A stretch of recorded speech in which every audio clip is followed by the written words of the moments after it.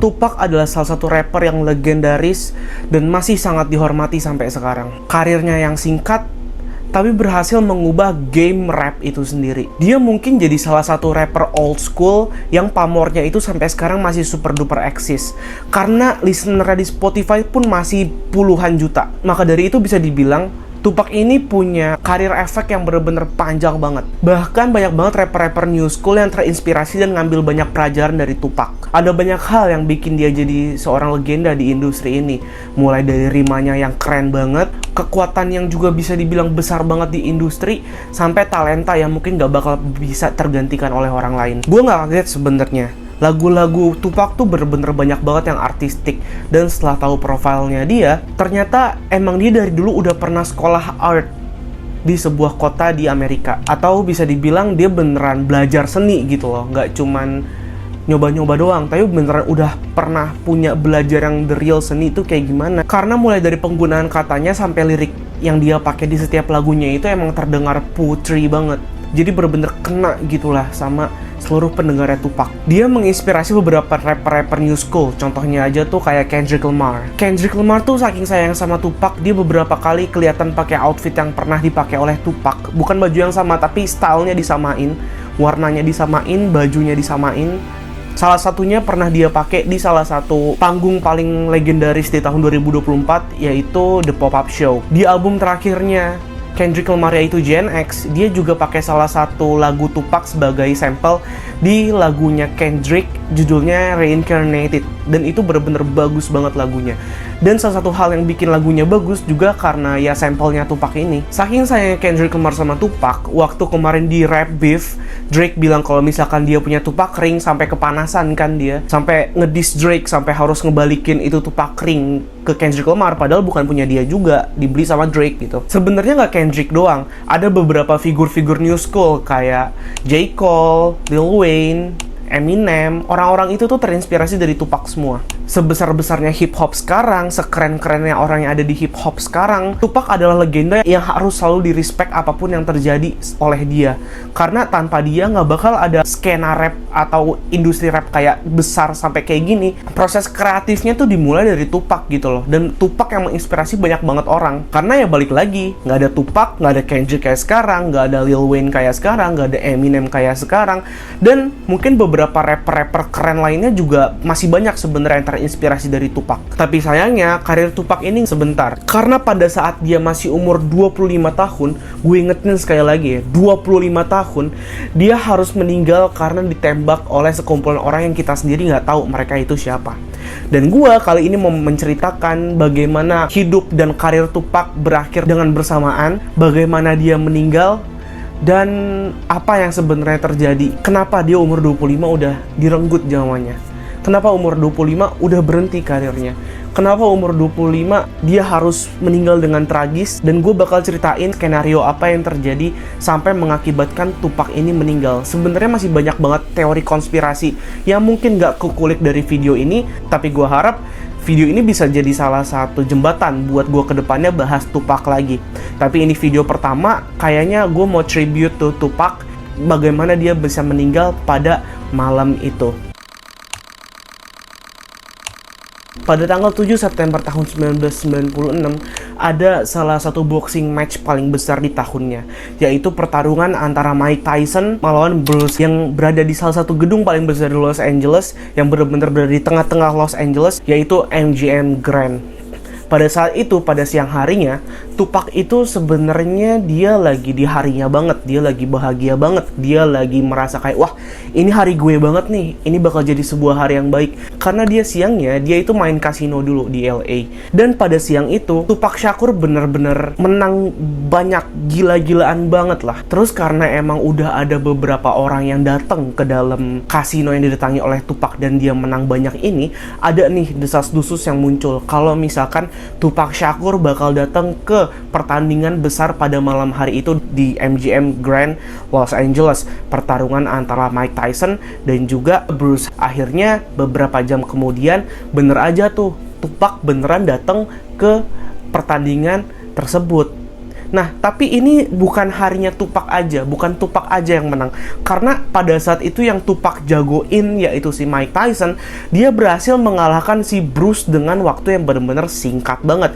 Balik lagi, setelah menang kasino, setelah meng-KO-kan Bruce Alvin dengan super duper mudah banget, Tupac merasa kayak, wah ini hari gue banget. Dan kalau misalkan kita dengar dari ceritanya juga, kayak, anjir ini bener-bener hari yang baik gitu. Kayak lu bayangin, lu lagi menang, terus lo menang jagoan lu juga si Mike Tyson dengan waktu yang super singkat banget. Nah, tapi sayangnya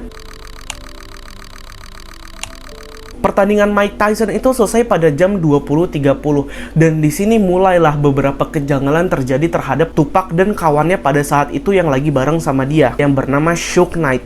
Suge Knight ini bisa dibilang jadi salah satu selebriti juga lah, dan nama dia juga cukup besar, makanya mereka bisa main bareng sama Tupac. Pas Tupac berusaha buat keluar dari MGM Grand atau venue dari pertandingan antara Bruce dan juga Mike Tyson ini, kejanggalan pertama muncul karena waktu Tupac baru mau keluar dari lobi MGM ini, pada jam 8.50 dia dihadang oleh sekelompok orang-orang gangster yang bernama Southside Compton Crips Gang. Dan para fans atau teman-teman terdekatnya Suge Knight berpikir bahwa hal ini bisa terjadi karena Suge Knight sendiri itu deket banget sama salah satu rivalnya Southside Compton Crips Gang, Mob Your Bloods, yaitu salah satu musuh bebuyutannya si Crips Gang ini. Dan akhirnya singkat cerita, Tupac akhirnya mau nggak mau berantem tuh. Tupac, orang-orangnya Tupac, bodyguardnya dia, orang yang lagi sekitar dia mau nggak mau supaya bisa keluar dari MGM Grand ini, dia harus berantemin lah orang-orang yang ada di dalam situ. Pada akhirnya Tupac berhasil keluar dan kembali ke hotel di mana dia dan fiancé-nya tuh lagi menginap. Tupac tuh dengan bangganya cerita ke fiancé-nya, ke sepupunya, kalau misalkan dia tuh habis berantem nih sama orang-orang karena habis nonton Mike Tyson. Ngomonglah cerita ke fiancé-nya dan sepupunya, anjir tadi gue habis berantem nih sama orang, gue merasa kayak Mike Tyson abis musuhnya sama gue, kira-kira kayak gitulah. Nah terus karena Mike Tyson menang, akhirnya setelah ini terjadi adalah sebuah perayaan yang diadakan oleh Mike Tyson ini untuk kayak semacam after party closure dari pertandingan abis dijalani inilah. Terus setelah dia memutuskan untuk pergi ke salah satu klub yang emang mau diadakan after party kemenangan Mike Tyson, akhirnya setelah udah dipastikan nih kalau misalkan Tupac udah mau berangkat ke after party yang Mike Tyson, dia sama Suge Knight itu bawa sebuah mobil BMW yang tanpa plat, dan juga Tupac ini udah mengajak bodyguardnya supaya masuk ke dalam mobil dia, tapi Tupac justru memilih untuk bodyguardnya ikut di mobil belakangnya dia aja. Ini kayak aja kejanggalan gitu loh, aneh banget. Kenapa kok tiba-tiba bodyguardnya nggak boleh ngejagain Tupac? Mungkin bisa dibilang privacy juga kali kalau menurut gue ya. Sebenarnya selang beberapa menit kemudian Tupac udah diberhentiin sama polisi karena pada saat itu Tupac dan Suge Knight yang waktu itu bawa mobil bener-bener buru-buru banget lah, buru-buru banget, dan juga setelah musiknya kekencengan, dan juga mobil BMW ini nggak ada platnya sama sekali, jadi kayak diberhentiin sama polisi. Nah tapi singkat cerita, polisi meloloskan Tupac dan Suge Knight buat melanjutkan perjalanan dia ke salah satu bar yang bakal diadain after party-nya Mike Tyson ini. Terus juga di dalam after party ini Tupac emang udah dijadwalin buat manggung di panggungnya, udah disediain gitu loh. Makanya ini emang udah jadi bagian dari pekerjaannya Tupac yang harus dilakukan sama dia gitu. Makanya dia berangkat ke after party-nya Mike Tyson. Nah, dia diberhentiin polisi itu sekitar jam 11. Sekitar jam 11.15, Tupac bareng sama Suge Knight ini dia lagi kena lampu merah. Lampu merah di salah satu jalan di Los Angeles namanya Flamingo Road. Entah dari mana muncul dari belakang mobil Tupac ada sebuah mobil white Cadillac tiba-tiba berhenti di sebelah BMW-nya Tupac dan juga Suge Knight ini. Beberapa orang yang ada di dalam mobil Cadillac ini tuh mengerahkan senjata atau menembaki mobil Tupac dan juga Suge Knight dengan 13 peluru. Jadi kayak itu bener-bener brutal banget, pasti nembaknya udah bener-bener gak ada arah sama sekali karena semua kejadian itu bener-bener begitu cepat banget. Nah, Suge Knight yang waktu itu lagi bawa mobil yang dikendarai oleh dia dan Tupac, dia refleks langsung muter balik buat pergi sejauh-jauhnya dari lampu merah itu. Ada 13 tembakan yang diarahkan, ada 4 tembakan yang mengenai Tupac Penembakan selesai, mobil Cadillac-nya langsung cabut dan mobilnya Tupac ini tiba-tiba berhenti di Harm Avenue. Tupac setelah sampai di Harm Avenue, beberapa menit kemudian polisi dan tim medis datenginlah si Suge Knight dan Tupac ini. Polisi tersebut tuh masih hidup dan masih inget banget apa yang terjadi oleh mereka. Polisi itu langsung buka pintu mobil tersebut, terus langsung nanya, "Lo kenapa? Yang nembak lu siapa?" Terus Tupac dengan entengnya dia ngomong, "Fuck you," gitu. Nah, terus selang beberapa lama, ambulans datanglah buat jemput Tupac dan Suge Knight buat pergi ke rumah sakit. Karena pada saat itu, Tupac emang kondisinya tuh bener-bener kritis banget, udah full luka, dan sesampai di rumah sakit langsung diadakan operasi terhadap Tupac Shakur. Di dalam Tupac tuh udah ada pendarahan di dalam badannya dia, dan dia mau nggak mau harus buru-buru operasi supaya hidup dia mungkin bisa terselamatkan karena bener-bener udah kritis banget, sehingga dia menjalani operasi untuk mengambil paru-paru kanannya yang terkena tembakan. Kondisi Tupac tuh udah bener parah banget, udah chaos banget, udah bener-bener kayak hampir nyampe akhir hayatnya dia, bahkan dia dipaksa buat sampai dibius karena biar operasinya bisa berjalan.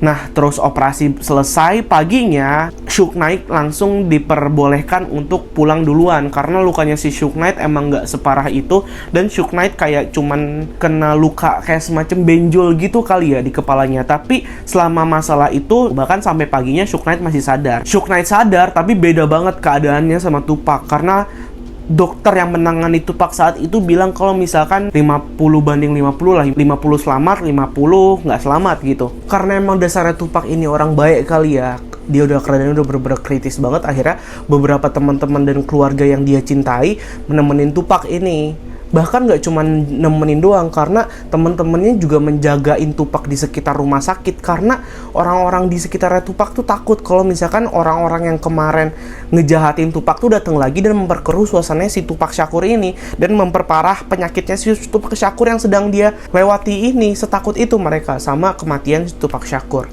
Tapi beberapa 1 minggu kemudian setelah insiden penembakan itu terjadi, Tupac Shakur nggak bisa melawan penyakit dan keadaan yang sedang menimpa dia, dan Tupac Shakur dinyatakan meninggal di rumah sakit. Sebenarnya masalahnya tuh nggak selesai di Tupac meninggal aja, karena beberapa minggu kemudian sepupunya Tupac juga ikutan meninggal, yang entah dari mana, yang dimana sepupunya Tupac ini berada di belakang mobil BMW hitam yang sedang dikendarai Tupac pada saat itu. Mungkin bisa dibilang saudaranya atau sepupunya ini bisa jadi saksi juga kali ya, makanya si penembak atau tim dari yang membunuh Tupac ini tuh juga ketakutan gitu, akhirnya membunuh si sepupunya Tupac. Beberapa bulan kemudian, kita tahu sendiri kalau misalkan musuh besar Tupac di skena pada waktu itu, karena Tupac mewakili West Side, Notorious B.I.G. wakilnya East Side. Beberapa bulan kemudian, Notorious B.I.G. atau biasa kita kenal sebagai Biggie juga meninggal. Ini tuh masih bener-bener banyak banget plot hole yang terjadi, plot hole yang ada di dalam pembunuhnya Tupac ini. Mulai dari siapa yang membunuh, dalangnya siapa, entah, nggak ada yang tahu. Banyak nama yang muncul, mulai dari P. Diddy, apa, segala macam. Itu bener-bener besar banget kasus Tupac ini dan nggak selesai-selesai gitu loh. Jadi gue tuh sebenarnya awalnya tuh mau bikin video King Von, tapi gue merasa kayak anjir gue pusing banget bikin King Von, karena King Von tuh gue bener-bener parah banget. Dia literal serial killer anjir. Gue selama risetnya tuh bener-bener wah ini orang gila anjir, bukan manusia. Itu orang bener-bener sadis banget, dan kemungkinan besar gue bakal bahas King Von di video-video lainnya kali. Dan terus gue sebelum gue tutup video ini, gue mau ngasih tahu ke lu semua. Sebenarnya gue tuh akhir-akhir lagi sering live streaming, dan gue selama live streaming ini suka apa ya, ngobrol-ngobrol kan sama subscriber gue. Gue tuh ngingetin ke mereka kalau misalkan di channel ini emang udah ada free promotion buat orang-orang yang lagi merintis atau subscriber gue yang pengen lagunya didengar juga oleh subscriber lainnya. Dan karena kemarin gue ingetin live streaming, akhirnya udah ada nih salah satu subscriber yang mengajukan. Ini dari artis subscriber gue namanya 29 Jibril. Judulnya I Just Don't Want to Lose You. I think about it now that you're not here. Other moments we share, no day disappear. Late nights your voice come on my fear. Menurut gue ini lagu bener-bener potensial banget kalau misalkan dia tetap bisa keep the same energy, tetap bisa bikin lirik-lirik yang keren kayak gini, gue yakin dia bakal jadi sesuatu di masa depan. Dan gue udah sempet DM-an juga sama dia, background dan proses dan gimana cara dia membuat lagu ini menurut gue bener-bener out of the box banget, karena dia coba aja dengerin sendiri. Intinya sebenarnya lagu ini tetap berpisah tentang apapun, tapi tulisan Jibril ini bisa bikin sesuatu yang benar-benar kena banget liriknya, dan gue juga cukup suka. Dan lagu ini tuh ada di YouTube dan juga SoundCloud. Nanti mungkin gue suruh si tulisan Jibril abis ini, lu kalau nonton ya, taruh link video dan SoundCloud lu di komen, nanti bakal gue pin. Terus kira-kira dari kayak gue kayak gitu aja sih di video pada hari ini. Videonya juga simple banget, videonya juga risetnya juga nggak banyak banget karena gue juga lagi fokus di beberapa platform. Terus kalau misalkan lu suka sama video ini ya lu like, kalau misalkan lu suka sama channel ini lu bisa langsung subscribe channel ini, Sun Power, dan juga nyalain lonceng notifikasi. Kenapa? Karena tuh kadang gue kayak suka live streaming, gue lagi seneng live streaming anjir. Gue kayak live streaming nggak sering-sering sebenarnya sih, paling kayak seminggu sekali, seminggu 2 kali kayak gitu, nggak kayak yang tiap hari gitu, nggak, karena gue kayak satu mager, gue ada kehidupan sendiri juga gue. Jadi ya kira-kira dari gue kayak gitu aja. Gue Rico Sun Power, cabut.